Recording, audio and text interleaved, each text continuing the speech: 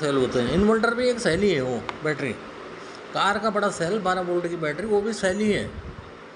Clear हो गया होगा आपको, घड़ी का सेल हो, किसी चीज़ का सेल हो, वो बैटरी है।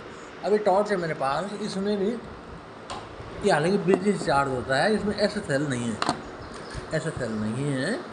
वो डिवाइस बनी हुई है, उसमें जिस चीज़ का भी होगा, लिथियम आयन का होगा, जिस चीज़ का भी होगा तो बिजली से चार्ज होता है। लेकिन सिंबल हम उसका भी, इसके अंदर का भी यही बनाएंगे। अगर हमें कहीं करंट की ज़रूरत पड़ती है तो हम प्लस माइनस इसके देख के वहाँ जोड़ सकते हैं, इस करंट को वहाँ भेज सकते हैं। ठीक है,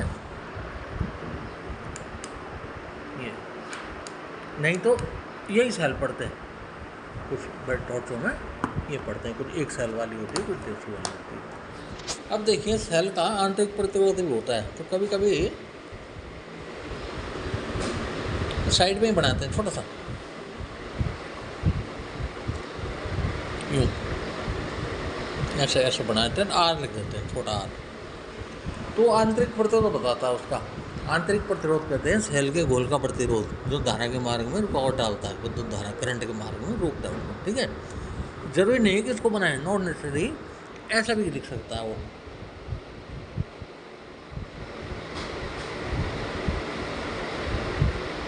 और अलग से लिख दिया R बराबर 10.5 ओम।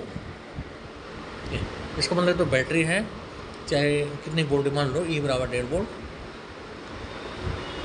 और ये इसका इंटरनल रेजिस्टेंस है, यहाँ लिख दिया। तो एक ही बात है, इंटरनल रेजिस्टेंस इसी के साथ जुड़ा होता है, सीरीज में, श्रेणी में।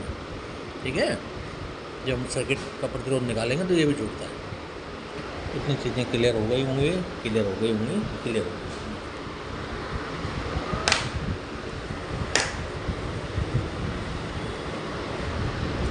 सेल में जो करंट चलता है, अगर मैं किसी सर्किट में जोड़ दूँ उसको, जैसे मैंने माना थोड़ी देर बाद एक बल्ब जोड़ दिया कहीं, छोटा टी बल्ब है, ये सेल है,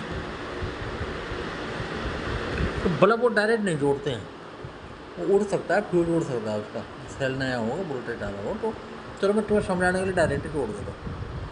तो इसमें करंट इधर आता है, देखो धन से ऋण की ओर चलता है, ऋण ही है, तो तार में चलता है धन से ऋण। अब बल्ब जला, फिर एक करंट चला, लेकिन सेल के भीतर करंट ऋण से धन जाता है, सेल के बाहर तार में करंट जाता है धन से ऋण की ओर, बाहर करंट, ये डायरेक्शन है, करंट आई शूट करते हैं, और भीतर जाता है ऋण से ऋण की ओर। भाई तभी तो पूरा होगा यहाँ। अब इसके बाद रास्ता ये है, आप समझ होंगे, उसी के मार्ग में रुकावट डालते हैं आंतरिक प्रतिरोध, सर्किट पूरा हो जाता है। क्लियर हो गया? तो कभी कभी एक प्रतिरोध जोड़ देते हैं छोटा सा, ताकि वो फ्यूज ना हो बल्ब। क्लियर? कभी कभी कुंजी भी लगा देते हैं, कहीं भी लगा तो छोटी, इसका मतलब कुंजी होता है, एक प्लग होता है, वो टप लगाएंगे तो सर्किट जुड़ जाएगा, और उठा देंगे उस प्लग को तो सर्किट टूट जाएगा।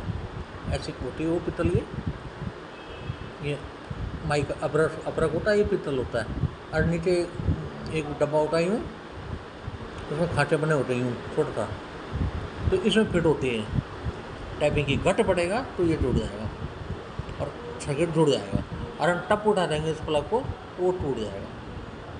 तो अब आप समझ होंगे इस कुंजी का क्या मतलब है। कई प्रकार की कुंजियाँ होती हैं, लेकिन हमारा काम इसी चल जाता है। ठीक है बेटा, तो इसको बहुत ध्यान समझो, तो समझ में नहीं आएगा तो लिखोगे क्या, बनाओगे क्या, इसलिए बताया जा रहा है।